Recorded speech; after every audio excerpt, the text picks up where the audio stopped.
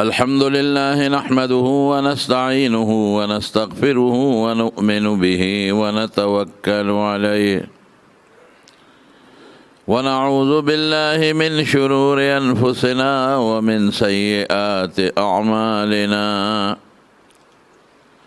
من يهده الله فلا مضل له ومن يضلله فلا هادي له وأشهد أن لا إله إلا الله وحده لا شريك له وأشهد أن سيدنا وحبيبنا وشفيعنا وسندنا ورحمتنا ومولانا محمدا عبده ورسوله. أما بعد فأعوذ بالله من الشيطان الرجيم.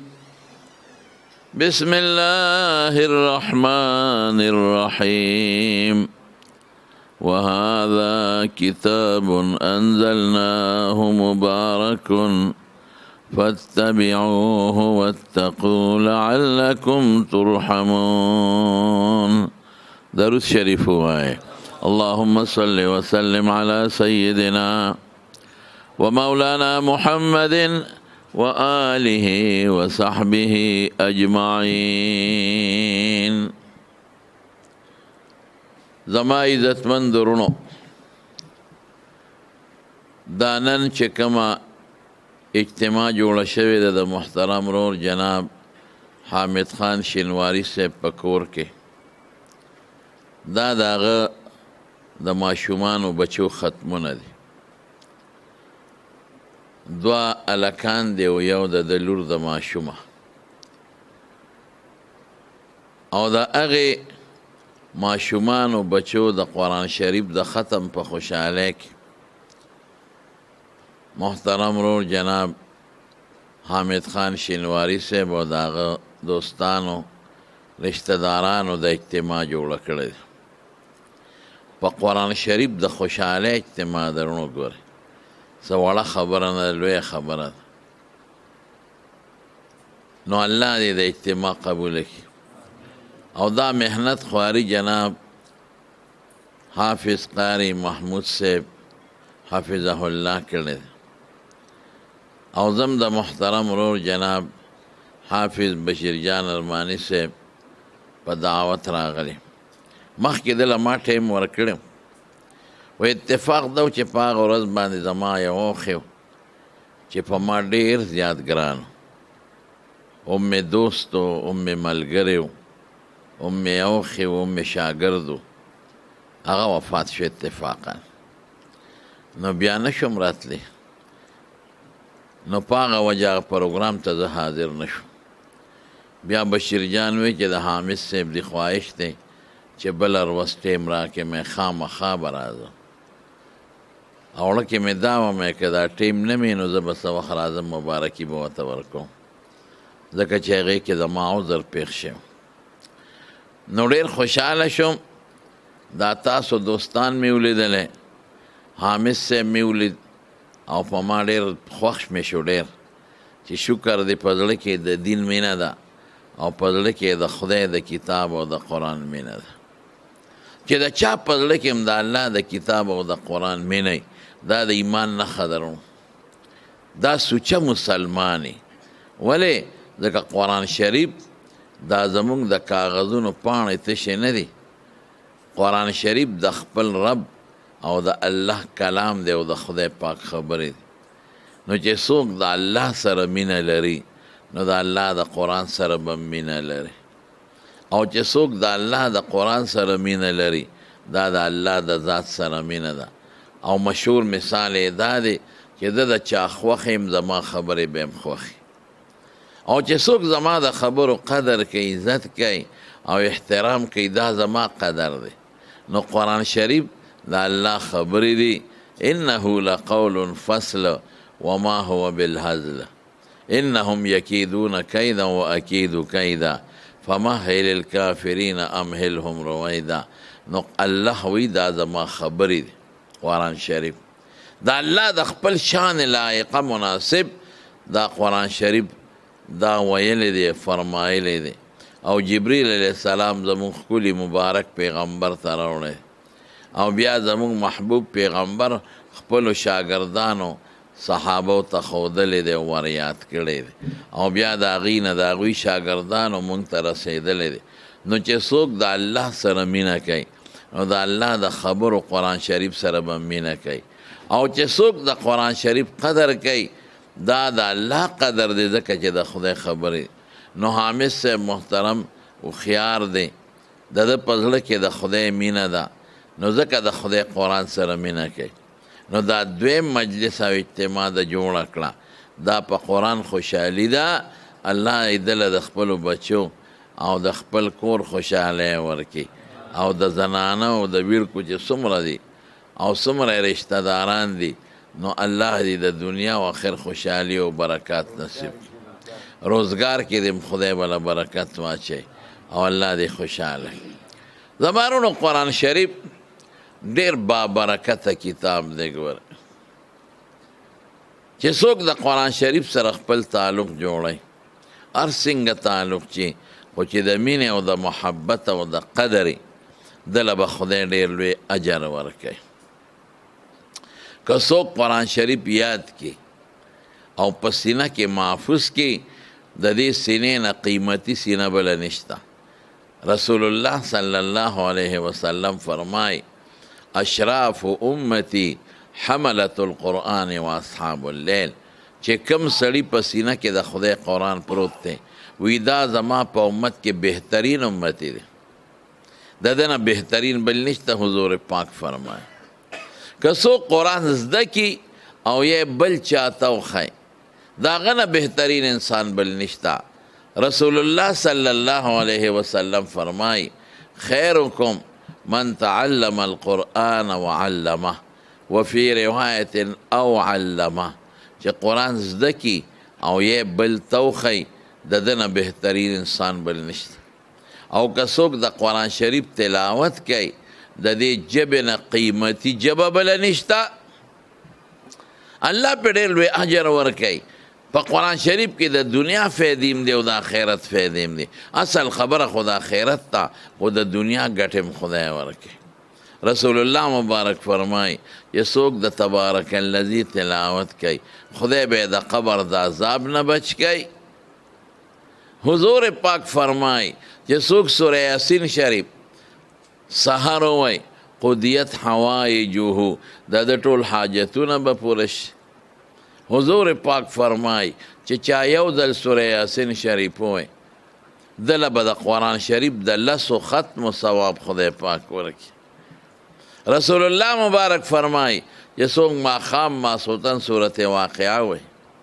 و ده به غربت او فقر نه راځي څونه برکت دی په قرآن شریف کې حضرت عبدالله ابن مسعود رضی الله عنه د رسول الله مبارک په خاصو شاګردانو کې زوړ مسلمانو په لومبۍ زمانه کې ایمان راوړی رسول الله مبارک یو ځل په لاره تېرېده د منا او عرفات سره دی عبدالله ابن مسعود د بل چا نوکر و ګډې چیلې سرولې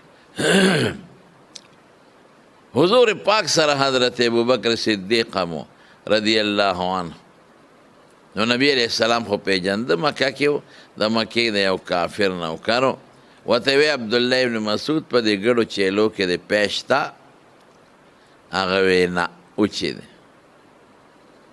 وی که پکې وي او موږ لوله شوې اوچې دی یو پکې د پیو نشته یو چیلی رسول الله مبارک رونیوه وی دا را لوله شوې دا خو اوچه وګوره توتی اوچ کلس دی غولان دی اوچته ده ساس کې پی پکې نشته رسول الله مبارک ورته فرمایل وی ابن مسعود که تی اجازت کې موږ به ځان لولش هغه ورپورې وخندل وی تاسو خو په ګډو چیلو پوهېږئ دا نه چې نه پوهېږئ هغې کې پی کم دی زور ورکوه ساس کې تی نو دی اوچه کړه وی تی اجازت وکړه وی زه اجازت دی رسول الله مبارک یو جام راواغېشي او لوښ او د هغه چیلی په تو یې خپلې مبارکې ګوتې کېښود او چې زور یې ورکړه نو هغه چیلی خپې ارتې کړې او غولانځ او تی د پیو ډک شو. دا د رسول الله مبارک معجزه ده او پیت یې واغېستل. دی ورته نیغ نیغ ګوري چې خدای دا خو چکړسه وه، دا څه مسله پېښه شوه.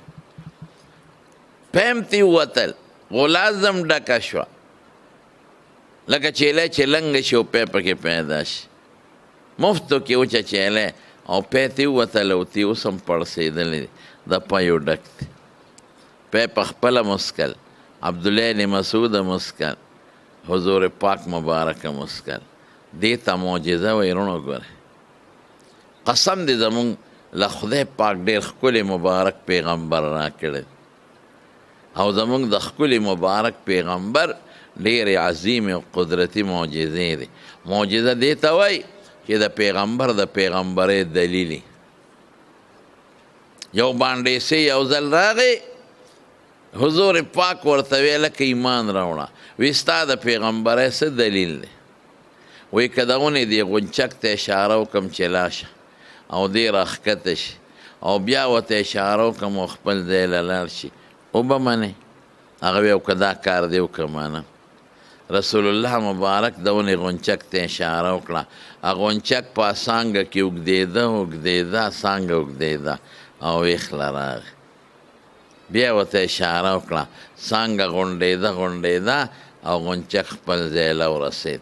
دې ته معجزه وایي. بانډیسي کلمې شهادت وایي او خدای پاک مسلمان کړي. جنت کې وایي وجنل جنتین دان، چې د جنت میوې به نږدې وي انسان ته.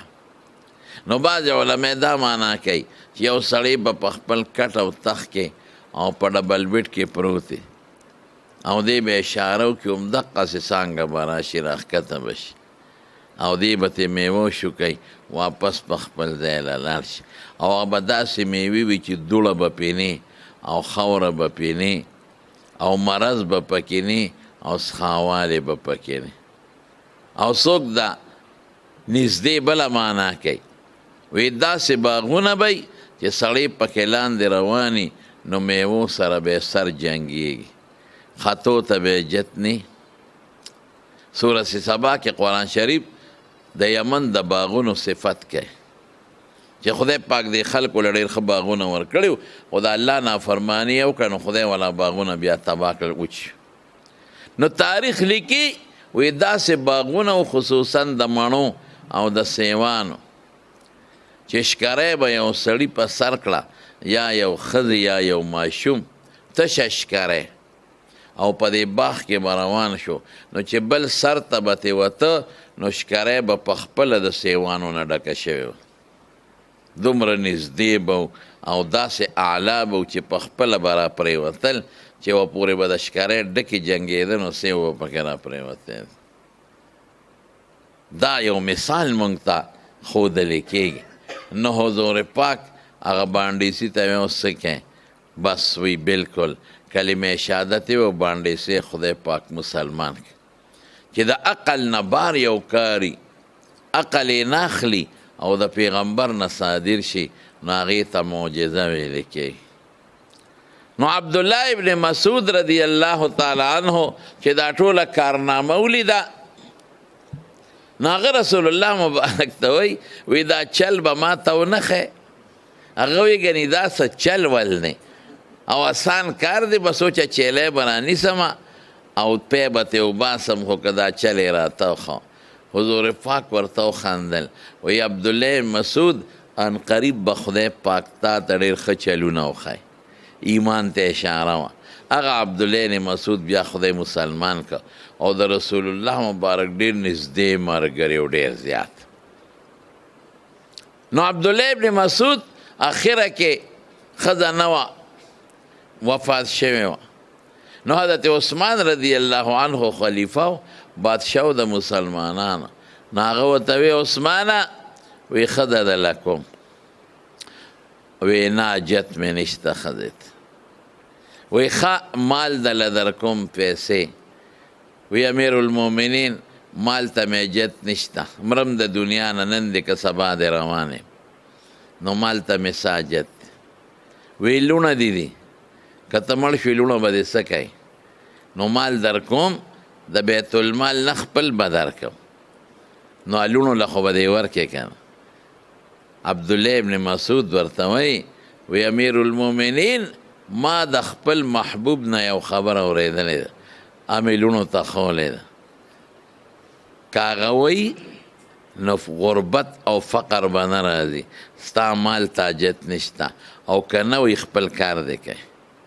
وی سرې ته اورېدلې دي، وی حضور پاک فرمایلی دي چې کم انسان ماښام یا ماسخوتن صورت واقعه وی په ده به فقر لوږه نه راځي. نو ما ورته دا دم ښولی دی، اوس مې د لوڼو خوښه ده که نه وی خپل کار دی کوي، او که وی نو نه ستا پیسو تاجت ته او نه زما، خدای پاک به فقر نه راولي او همیشه به غنیانې وي او مالدارې وي. دا د صحابو ایمان و زما وروڼو ګوره، د هغې کلکه عقیده وه چې د حضور پاک نه به یې خبره اورېده، هغې کې به دویمه نه وه بس. اب هغوی داسې عمل پې کو لکه ماله چې څوک اوبه راکړي او تږې یم او زه فورا والم اوسکم، بس هغوی به د پیغمبر خبرو ته تږې ناست و چې خبرې به اورېدې فورا عمل. او الله وایي که نه اطیعوا الله و اطیعوا الرسول، د پیغمبر تابعداري د خدای تابعداري ده. چا چې د پیغمبر تابعداري وکړه د الله تابعداري وکړه. ولکم فی رسول الله اسوة حسنه، دا زمونږ ښکلې نمونه خدای را لېږلې ده چې دې نمونې ته ګورې هغسې ځان جوړ کړي. دا د قرآن شریف برکت شو. دا څه کې ظاهري شفا هم پې خدای ورکوي. یو حدیث کې راځي چې صورت فاتحه دې ته صورت الشفا هم وایي، په دې کې د هر مرض شفا ده. یو ځل صحابه په لاره تېرېدل په بخاري شریف او ترمذي شریف کې دا حدیث ته او په نورو کتابونو کې هم شته. نو په لاره کې د صحابو یو ځای کې شپه راله، نو دی خو مسافر و اوږي و، نو دا خلکو نه یې ډوډۍ وغوښته چې موږ له ډوډۍ راکړې، موږ مسافر یو اوږي یو. هغې ډوډۍ ورنه کړه، شومان و شوم پړق. ګنې لکه چې میلمانه راځي څونه ډوډۍ به خوري کمبخته، د میلمه دا رزق تا سره خدای ولیکه، خوشحاله شه چې ستا روزي میلمه وخوري. خیر هغې ډوډۍ ورنه کړه. صحابه غریبانانو شپه ناره تېره کړه. سحر د دې کور چې کوم مشر و مار وچیچ، یا مار یا لړم وچیچلی شي، منډې ترړې ووالې هېڅ فایده ورته ونه رسېد او سړی زیاتېږي. چا ورته ویله که دا میلمانه راغلي دي تاسو ګورئ که دوی سره د داسې علاج دې صحابو له رالل، وی هل فیکم من راق، تاسو کې څوک دمګرې شته؟ وی ولې؟ وی ان سیدنا لدغه، زمونږ د قوم مشر مار یا لړم چیچلی دی، خو سعینا له بکل شیء، منډې ترړې مو والې، خو لا ینفعه شیء، څه فایده ورته نشته. نو که تاسو کې څوکي او د مار او د لړم زهر دمولی شي، نو دې کې چې کوم مشر صحابي و عبدالله بن مسعود رضی الله عنه، هغه وی او ماله دم راځي زه به دم کړم، ټیک پشي. وی اله شابه زر راځه، ورته وی دا چېرته کېږي، بېګام دنه ډوډۍ وغوښته او موږ له هم رانه کړه.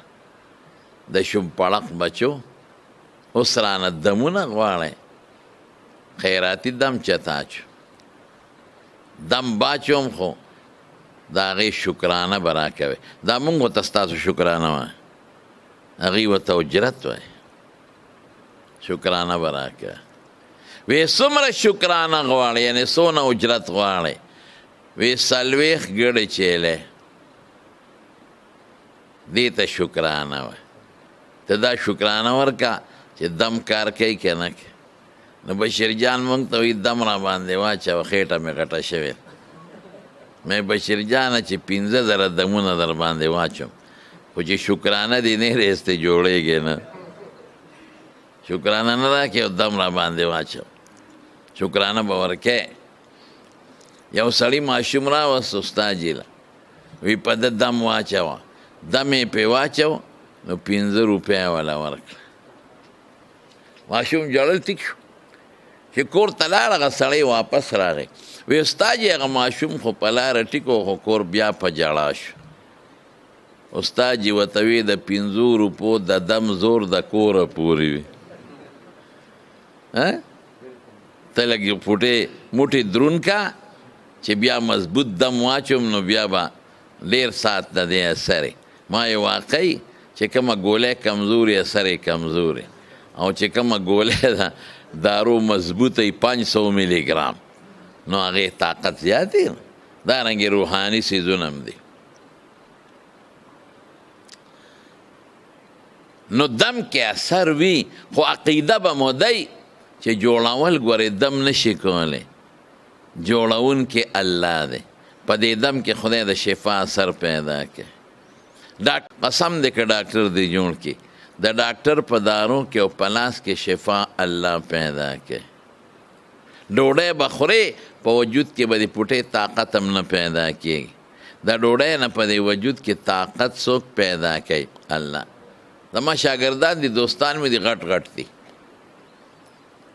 نو زه ورته وایم چې هلکه لږ پرهیز کوی د خدای بندګان سم غټ غټ دي مضبوط ما ته وی مولوي صاحب پرهیز څوک وی تشې اوبه راته سوچه غوړي دي ګوټ اوبه څکو په هغې غټېږو د دنیا پرهیزونه کوو یو نوړی روټۍ وخورو وی خلک زموږ مخکې 3 وخوري پروینې هم حقه دننه خېټی وي او موږ یو نوړی وخورو خېټه هم 5 ګزه بار راوځي د خدای شان دی د وجود لره د ډوډۍ نه او د دارو نه طاقت الله ورکوي نو جوړونکی خدای دی ګوره دم به استعمالی خو د یو ظاهري سبب په بنیاد لکه ډاکټر چې د علاج کوي او ایمان به دې دی چې مؤثر حقیقي الله دی په دې دم کې د شفا تاثیر به څوک اچوي الله باچ حضور پاک به مریضان دمول بسم الله تربت وردنا بریقة بعضنا لیشفی سقیمنا وبإذن ربنا خدای به جوړون کی دا به ورسره وي عیسی علیه السلام معجزه وه مړي به پې خدای جمع دي کول خو ټکې به یې څه وې هغې ته به قم بإذن الله د خدای په نوم پاسه قسم دی که د الله د ذات نه او د الله د مبارک نوم د برکت نه اسم ګورې نه کېږي دا ضروری شی دی خالق مالک قادر زمونږ د نظام د دنیا چې دا نور خو اسباب دي اسباب به مونږ استعمالو نتیجه به په الله مرتب کوي نو دم یې پې واچو نو خدای پاک جوړ که سړی نو هغه 40 ګړی چیلی ته په مخه کړی نو ملګرو ورته وی دا دې څه چل وکړو تا خو په دم پیسې واخیست دا نه تقسیمو د حضور پاک نه به تپوس که نو لاړ مدینې منورې ته حضور پاک ته هله وی د الله رسوله دغسې د دم واچو او په هغې یې 40 ګړی چیلی مزدوري شکرانه چې ورته موږ واخیسته نو رسول الله مبارک ورته وی څه دم دې پې واچو وی حضرت صورت فاتحه مې پې ولوست او حدیث کې راځي خوله کې به یې لاړې چوکولی او په مریض به یې توکلی وی تا ته څه پته وه لکه چې دا دم دی ګوره وی صاحب 40 ګړی چیلی هم چې راوستی دی نو د بخاري د حدیث الفاظ دا دي ان حق ما اخذتم علیه اجرا لکتاب الله ډېر ښکلی اجر خو هغه دی چې د خدای په کتاب دی واخیست دا خو تا دم واخیست دم علاج دی او په علاج پیسې غشتې وی مالم اضربوا لی معکم سهما وی مالم په کیسه راکې رسول الله مبارک محتاجه نو خو د عیسی دی له وغوښته چې دا خبره خلکو ته پته ولګي چې څوک دم واچي او هغه له څوک اجرت ورکوي نو دا جایز دا صورت فاتحه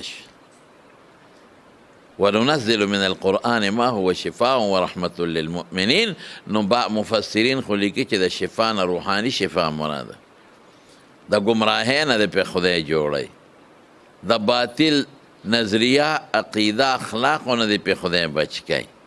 لیکن بعض علما وی ردینه جسمانی شفا مراده ده، وی ځکه وروسته پسې رحمت راغی او دې معطوف علیه کې تغایري، نو د هغه رحمت نه روحاني شفا مراده ده، نو د شفا نه جسمانی شفا مراده شي. دا د قرآن شریف رونو برکات. خدا ګورې مضبوطه عقیده غواړي، کلک روحاني څیزونه چې وي هغه کلکه عقیده غواړي. که مضبوطه عقیده نه بیا کار نه کوي. دا به په خدای انا عند ظن عبدي بي حدیث قدسی دی، په الله به مضبوط ګمان کې چې الله زه دا دم استعمالوم، دا تلاوت کوم، دا صورت فاتحه ویم، خو خدای دې کې به د شفا طاقت تاچ.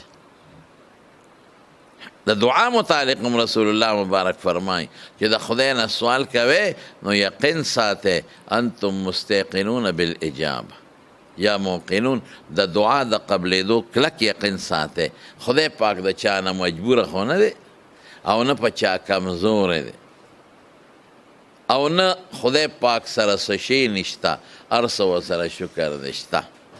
نو د مارونو قرآن ډېر برکتي کتاب دی. کور کې د قرآن شریف تلاوت کوي. ښه څومره دوستان چې روزانه په کور کې د قرآن شریف تلاوت کوي، سهار هم کوي، مازدیګر او ماښام هم کوي، او په بچو قرآن شریفونه زده کې. دا وګوره دا ماشومان دي، دا درې واړه او دا ماشوم هم ده، دا دې ګوره په خپل کور کې قاري صاحب محمود صاحب ولا راغلی دی او ورته قرآن شریف ښودلی او نن څومره د خوشحالۍ خبره ده.